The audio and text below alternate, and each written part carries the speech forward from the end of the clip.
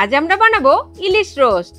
প্রথমেই আমরা বাদামের পেস্ট তৈরি করে নিব। যার জন্য একটি পাত্রে কাজু বাদাম, কিশমিশ, পোস্ত দানা এবং পানি অ্যাড করে ভিজিয়ে রেখে পাটায় বেটে নিব। এরপর আরো একটি পেস্ট তৈরি করে নিব। যার জন্য পেঁয়াজ, কাঁচামরিচ, আদার স্লাইস, রসুন কোয়া এবং পানি অ্যাড করে ব্লেন্ড করে নিব। এরপর চলে যাব মাছগুলো ম্যারিনেট করে নেওয়ার প্রসেসে। যার জন্য একটি পাত্রে পেঁয়াজের পেস্ট, বাদামের পেস্ট, টক দই, লবণ এবং চিনি দিয়ে মিশিয়ে নেব। এবার মাছগুলো মিশ্রণটিতে অ্যাড করব এবং কোট করে নিব। এরপর মাছগুলো উল্টে পাল্টে হালকা করে ভেজে এক এক করে তুলে নিব। এবার রান্নার হাঁড়িতে তৈরি করে নেওয়া মিশ্রণের সবটুকু এবং শুকনা মরিচ দিয়ে কষিয়ে নেব। এরপর অ্যাড করব লিকুইড দুধ। এবার ভাজা মাছগুলো তার সাথে অ্যাড করব পেঁয়াজ বেরেস্তা এবং ঘি।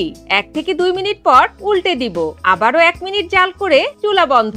পুরো ভিডিওটি দেখার জন্য এখনই চলে আসুন আমাদের recipe channel life on a প্লেটে।